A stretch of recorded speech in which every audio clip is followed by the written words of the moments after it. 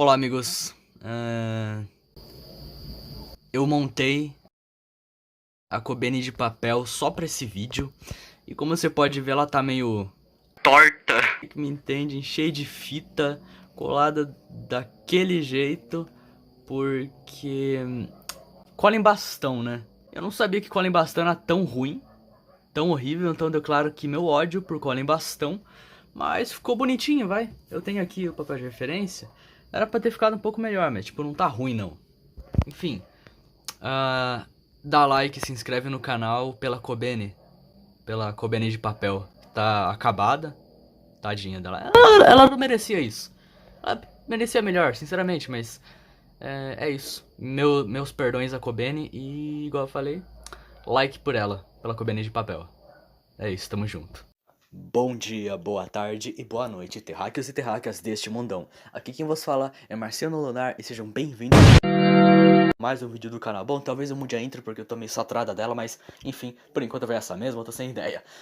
Hoje o vídeo é sobre Chainsaw Man e ele foi metricamente pensado pra lançar no exato dia do lançamento do primeiro episódio do anime, mas a gente atrasou e acabou esquecendo. Tanto que no mesmo dia que o anime lançou, foi lançado um novo episódio da parte 2 do mangá. E esse vídeo é sobre o mangá. Ele serve para apresentar as pessoas que querem começar o anime, mas não sabem por onde começar e ter um guia melhor, já que, bom, o anime ele tem mais o que falar. Então é isso, fiquem com o vídeo. Não, eu não quero matar demônios. Motosservas da...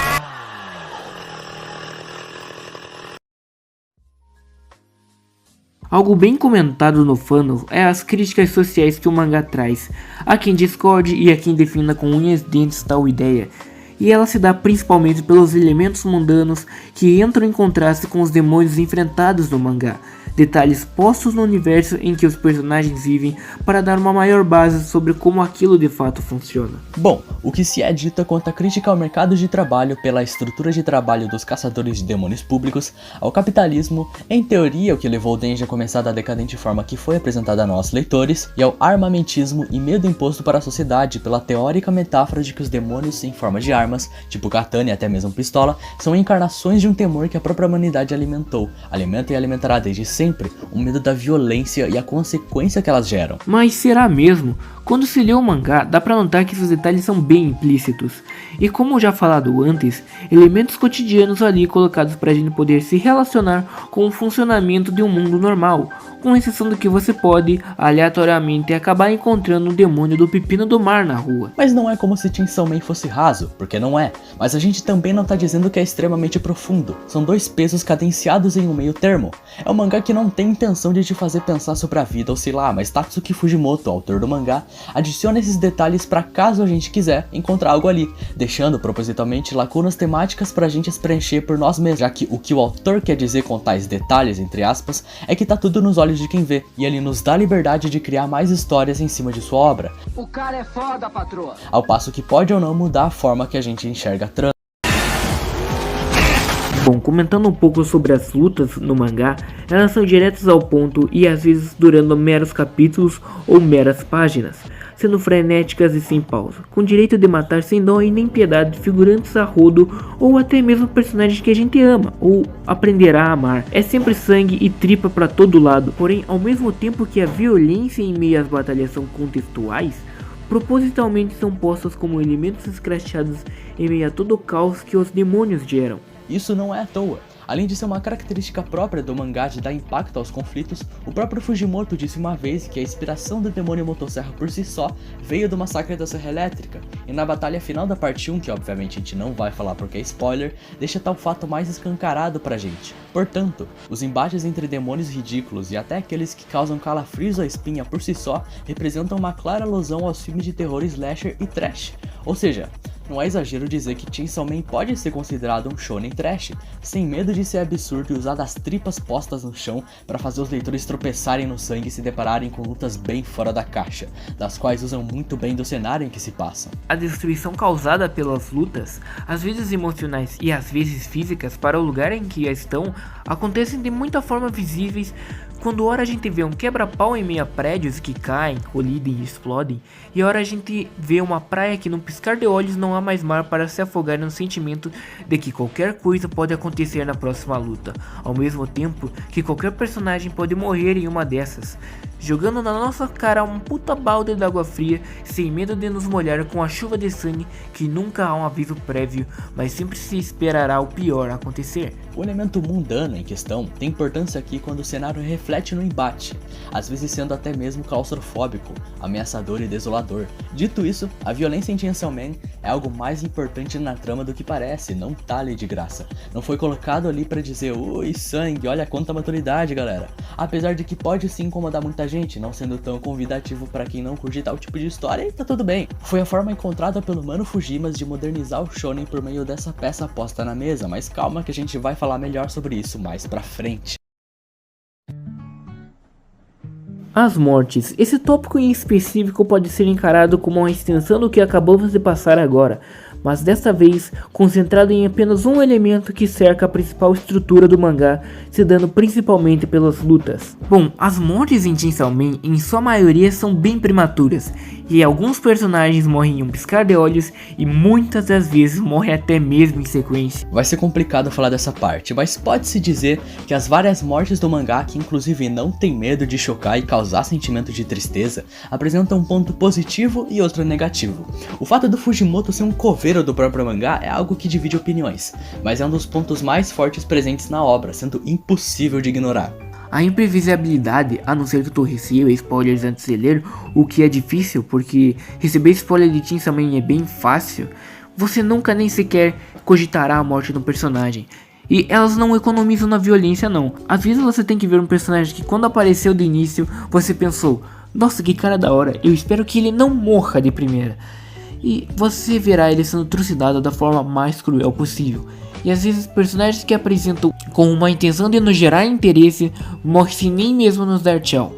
Mas isso é bom, ninguém além do protagonista escapará das garras da morte, nos fazendo nos preocupar a cada quadro que se passa em uma luta, porque você nunca sabe como os demônios vão ser vencidos, como os personagens vão escapar ou até mesmo como eles não vão morrer, porque como eu falei, tu sempre esperará o pior. As primeiras mortes de personagens importantes do mangá são um soco no estômago pra quem lê. Elas servem pra nos dizer que os demônios não estão pra brincadeira e que os mais fortes dos homens podem cair em questão de segundos como se não fossem nada, além de nos dar uma lição dizendo pra gente, ei cara, toma cuidado hein, não se apega. É um elemento colocado pra dar tensão e maior sentimento de perigo e urgência pra cada novo demônio enfrentado, ao mesmo tempo que pode ser usada só pra chocar mesmo e olha, funciona viu? O não aproveitamento de personagens. A gente falou aqui sobre o ponto positivo de ter várias mortes em seguida no mangá, mas é inegável que às vezes isso se torna um exagero. A obra é escrachada, sem medo de admitir isso, mas por muitas vezes personagens que tinham muito potencial e até mesmo muito carismáticos por si só, simplesmente vão pra vala. E isso se repetirá várias vezes. Você não ficará triste pelas personas em si, mas sim pelo fato de que elas poderiam ser muito melhor utilizadas, antes mesmo de partir dessa para melhor. O perigo que as porradarias representam para com quem as rodeia é bem perceptível, quando se nota que os rastros de sangue que se formaram conforme a trama se avançava, se tornou molhado demais. De qualquer forma, isso é bom, mas tem seus problemas, visto que ao mesmo tempo em que se tem mortes que você demora pra aceitar e realmente doem, fazendo você não ter escolha a não ser simplesmente se tocar de que essas pessoas, ou demônios, nunca voltarão, tem mortes que poderiam ser mais se tivessem mais substância e construção prévia antes de acontecerem, parecendo em alguns momentos que o Fujimoto teve pressa de acabar vários dos conflitos. É complicado, porque no mesmo peso existem duas medidas, mas no fim das contas, esse é um dos charmes de Chainsaw Man e uma grande qualidade na trama. Quando alguém bate as botas, o evento é sempre cruel e triste.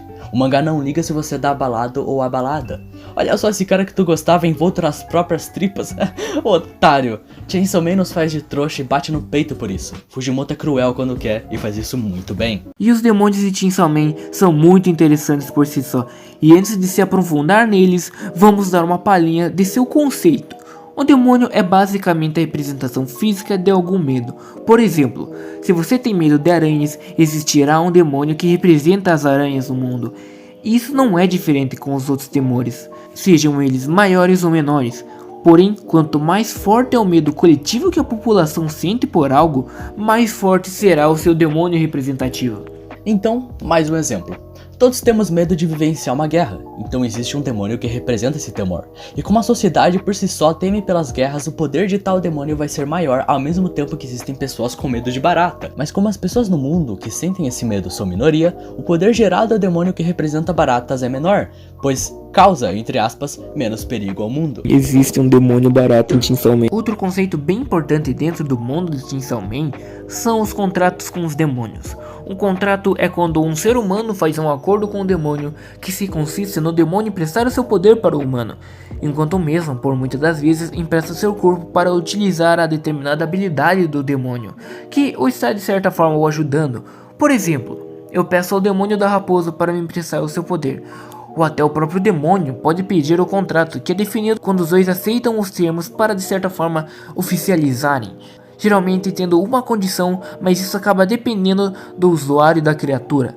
Quando um contrato é oficializado, existe meio de usar o poder do demônio, ou invocando fisicamente, sendo uma espécie de avatar do mesmo utilizando de seu poder, como no caso de Chainsaw Man, ou o contrário, quando o demônio usa do corpo do ser humano para agir. Vale lembrar também que os demônios nascem no inferno, mas podem morrer lá renascendo aqui. Ao mesmo passo que podem morrer aqui, porém podem voltar para o inferno, e isso pode ser um ciclo eterno de vai e volta. Mas toda vez que morrem, ao renascer suas memórias de vida passada são completamente apagadas, formando assim outra personalidade e tudo mais. Mas a grande questão dos demônios nesse universo é o fato de que eles geram inúmeras possibilidades, principalmente quando se lembra que no inferno é citado que existem 100 demônios mais fortes que o demônio pistola, um dos principais inimigos da parte 1 de Chainsaw Man, nos gerando a curiosidade para tudo que a gente não viu e poderá ver. Em resumo, pode-se dizer que o grande Fujimoto tem a faca e o queijo na mão quando se trata de world building envolvendo essas criaturas no mangá. Bom, Chainsaw Man é fora da curva quando se dizem shonens hoje em dia, sejam eles dos mais antigos ou os mais novos, como é o caso aqui, formando um novo estilo não só de shonens, mas da estrutura de mangás. Vários mangás depois de Chainsaw Man fizeram sucessos porque Chainsaw Man fez. A forma rápida e direta, sem medo de descer a vala nos personagens, com sangue e órgão pra tudo quanto é lado e até mesmo semi-nudez e sexualização de personagens sem medo algum, me digam como diabos esse mangá tá na Jump, resultou no efeito de que inúmeros autores notaram o sucesso da obra justamente por fugir do convencional e entender que tal ideia foi o motivo de sucesso do mangá. Um exemplo claro disso é Dandadan. É um mangá que a gente não leu ainda, mas é de um dos editores de Fujimoto, que por sua vez é um reflexo do grande sucesso de Chainsaw Man, que ainda é cultivado até hoje. Não estamos dizendo que o mangá foi revolucionário, mas é responsável por uma bruta mudança na aceitação da forma de que é mostrada a violência e morte em mangás, enquanto bate no peito e nos mostra que ainda gerará uma grande estrada pela frente. Dá pra dizer que Chainsaw Man nos dá boas-vindas a uma possível nova era de criação de um formato de mangá.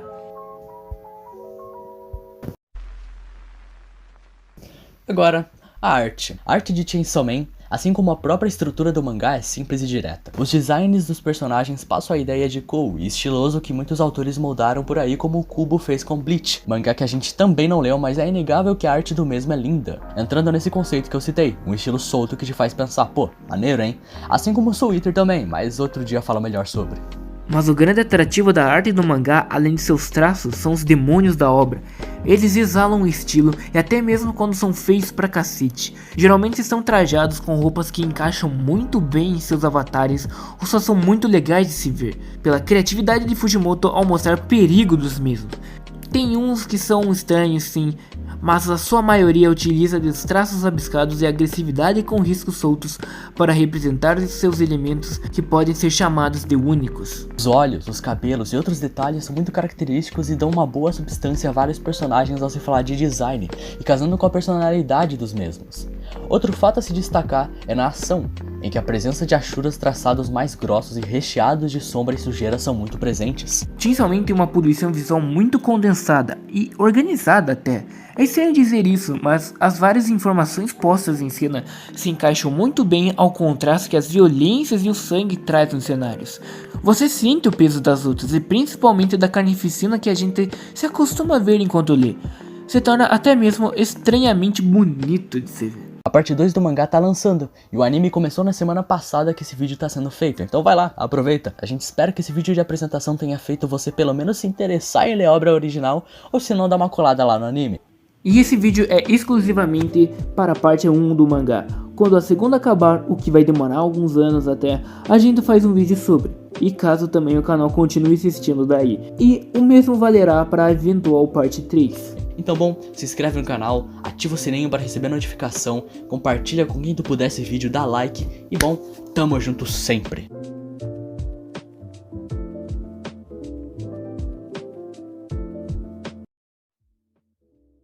E bom, agora essa é uma parte um pouco mais livre, que a gente não escreveu um roteiro, mas anotou umas coisas pra usar de base. Basicamente, eu e o Bolívia, a gente vai dizer algo pessoal nosso, medos que a gente acha que seriam legais se virassem demônios e aparecessem no mangá.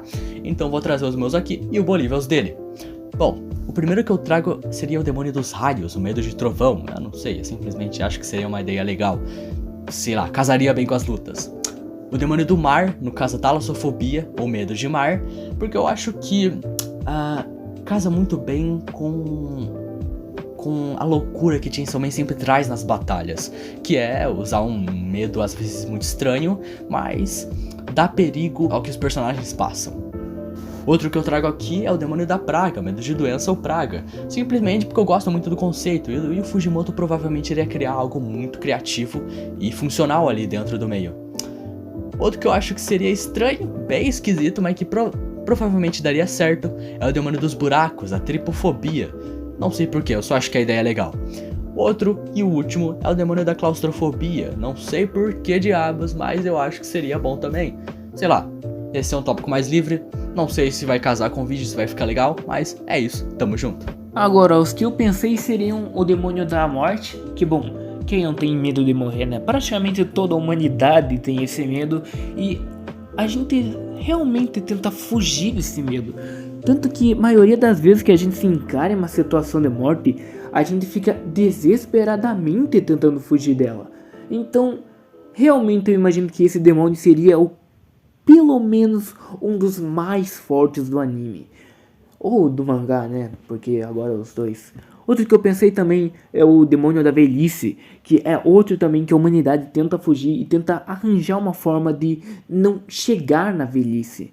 Porque a gente vê vários produtos que prometem rejuvenescer a pele e não sei mais o que, mas é uma prova de que pelo menos uma boa parte dos humanos não gosta dessa ideia de envelhecer, ou pelo menos tenta se afastar ao máximo dela. Então, um demônio que fosse capaz de envelhecer o seu corpo, ou envelhecer ele até mesmo, seria bem interessante. E por último, o demônio da memória, um demônio do esquecimento. Que bom, ele basicamente, o que eu penso pra ele, pelo menos, seria dele controlar as memórias das pessoas, fazendo você esquecer de algo ou de alguém, ou, por exemplo, igual o Jojo, na parte 6, e até um spoiler aqui, fazer você lembrar de apenas 3 coisas ou até menos. Bom, eu acharia esses 3 demônios interessantes dentro da obra. E é só isso mesmo, não pensei em muitos mais porque não tem muitos medos que realmente sejam tão grandes pra dizer que dá pra virar um demônio. Mas é literalmente só isso, o vídeo vai acabando por aqui, então, como já foi falado antes, dá seu like, se inscreve e segue os membros do canal que vai estar passando aí agora na tela. E é isso, o vídeo vai ficando por aqui.